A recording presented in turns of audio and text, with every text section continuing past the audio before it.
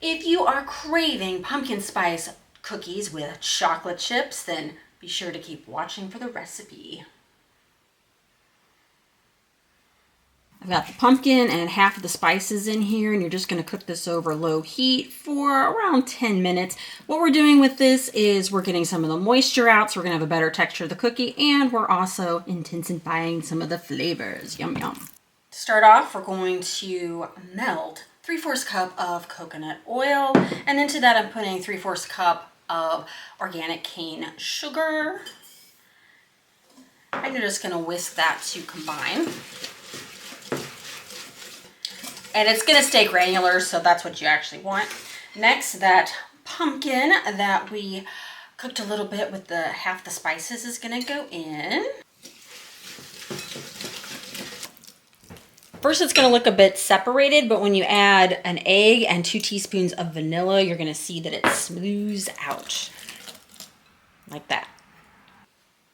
In this bowl, I have 2 cups of superfine almond flour, a teaspoon of baking powder, a teaspoon of baking soda, and I've got ½ teaspoon of salt, and I've got the other half of the spices. So the total amount of spices is 2 1/4 teaspoons of cinnamon, a ½ teaspoon of nutmeg, and a 1/4 teaspoon of clove, and that's the one you divided up and put half in the pumpkin when you cooked it and then half in the dry ingredients, and you're just going to dump it all on top.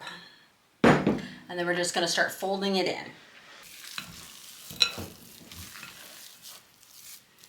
Once you've got it all together, add in a cup of your favorite dark chocolate or dark chocolate chips. And you want to do chip shape because this is a more delicate cookie, so we want to hold its shape. And just stir that in. Just to talk about chocolate really briefly that you might want to put in here. Now, I want you to put the chocolate you enjoy. If you're looking at like, what's craft chocolate I could put in here? With craft chocolate, a lot of the makers do have baking chocolate chips, but the thing is they're more like a disc. And that's going to be too big in this. They're great in regular chocolate chip cookies though. But since this is more like a cookie meets cake delicate texture, if you do have those baking discs, break them into fourths. If you've got chocolate bars you wanted to put in here, like rough chop them so they're kind of the size of chocolate chips. There are a few makers that currently make chip size, like French Broad Chocolate, and I think Mocha Origins. I think theirs is more of a normal standard size of that. You can put that in. If you're new to baking with craft chocolate and you're like, what flavors do I want in here? You know, think about a chocolate you've tasted that you think would go good with pumpkin and spices. I like to bake a lot of times with ones that are from Ecuador or from Ghana, because more like the Ghana is going to be kind of a lot of times your chocolate, cocoa, fudgy notes. Ecuador's a lot of times more earthy, and there are other flavors that come through too, but it blends well for baking. There's some makers like Maru, sometimes their chocolate bars have like dried fruit or spices. They don't have it added, but that's the flavor that comes through from the cacao. So play around with it and use what you like. That's, you know, it's baking, it's a cookie. Just enjoy yourself. Now you're going to cover this and refrigerate it overnight or even up to 24 hours. And the reason you want to do this, one, you want the coconut oil to solidify because you want this to hold the texture. But also if you fridge it overnight, it's going to help develop the flavors much better, I think. Although right now it smells really good. And when you're ready to bake this, you're going to scoop it up, which I'm going to show you next. And just go ahead and preheat your oven at 350 degrees. Line your cookie sheet with 2 pieces of parchment paper, and that's really going to let your cookie sheet look good when you're all done with this project. I use a scoop to, like an ice cream scoop. This one will hold around an 1/8 cup of material in it. Scoop them out, and you notice I've got them staggered. That way they're going to get plenty of the heat around them and be able to spread out.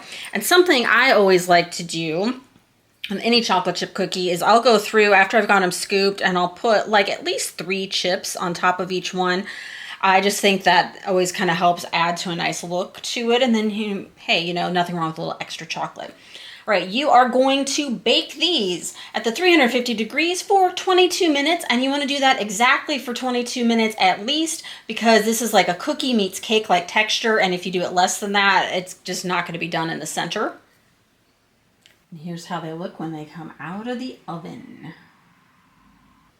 When the cookies come out of the oven, leave them on the tray for 10 minutes. That's going to help them hold their shape and just solidify a little bit more before you move them. And then what I like to do is I just kind of put the sheet next to the rack and just take the parchment and just bring it on over, and with the cookies coming with it, and then that way they're still on the parchment paper and you don't have to worry about messing them up or anything.